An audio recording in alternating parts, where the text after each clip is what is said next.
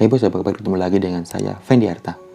Di video kali ini saya ingin memberikan informasi resiko apa sih yang kalian dapatkan jika kalian mencairkan deposito sebelum jatuh temponya. Nah, kira-kira resiko apa saja yang kita dapatkan? Mari kita bahas bersama-sama.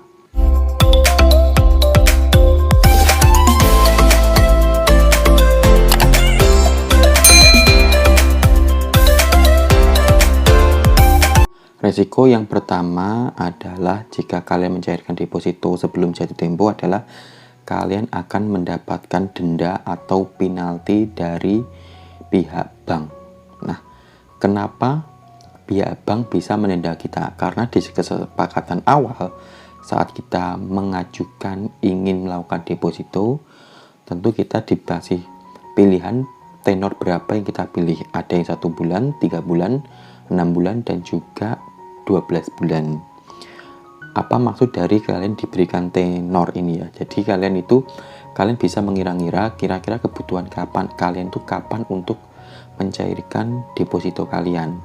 Jika kalian rasa dalam waktu uang ini ada perlu di waktu akan datang, misalkan dalam waktu dekat, kalian lebih baik mencairkan yang 1 bulan, memilih yang 1 bulan dan juga yang 3 bulan. Tapi jika dana yang kalian miliki untuk di deposito itu untuk jangka panjang, kalian bisa pilih yang 6 bulan dan juga 12 bulan.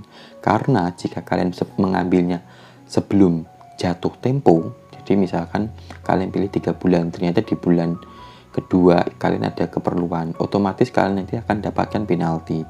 Saya juga pernah melakukan deposito di Bank Mandiri, itu belum genap jatuh temponya, saya kena potongan Rp50.000.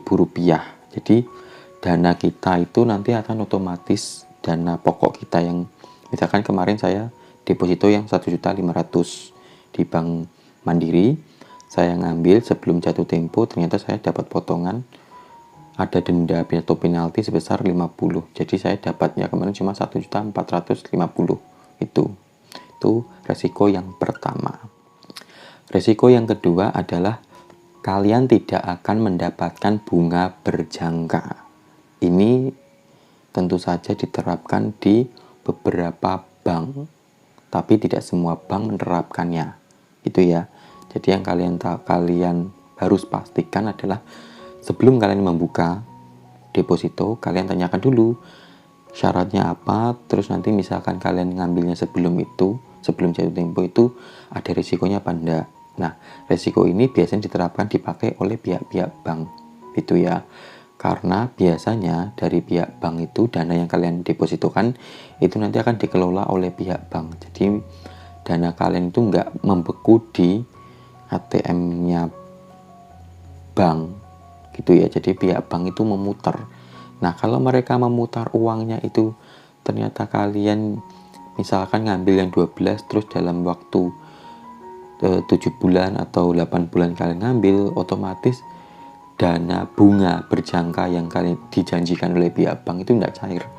Soalnya kan mereka tentu saja menaruhnya di tempat lain, di pihak lain atau di pembiayaan yang lain ya. Pokoknya uangnya itu diputar oleh pihak bank agar mendapatkan keuntungan kepada kalian. Nah, ternyata keuntungan dananya yang belum muter, yang masih diputar ini ternyata kalian ambil, otomatis kan kalian tidak akan dapatkan bunga, gitu ya. Karena kesepakatan di awal, jika kalian melakukan deposito, kalian harus tanya kira-kira kalau diambil sebelum jatuh tempo itu nanti ada potongan penalti tadi atau bunganya ini dibayarkan apa enggak, gitu ya. Ya seperti keterangan saya yang pertama, jika bunganya ini dibayarkan atau tidak dibayarkan, saran saya jika kalian dananya ini memang dana yang masih gonjang-ganjing ya, antara dibutuhkan untuk waktu jangka pendek atau jangka panjang. Kalau jangka pendek usahakan pilih yang 1 bulan atau 3 bulan. Tapi kalau jangka panjang ya mungkin kalian bisa pilih yang 6 bulan atau 12 bulan. Tuh. Resiko yang ketiga adalah kalian pasti akan tergoda untuk memakai uang tersebut.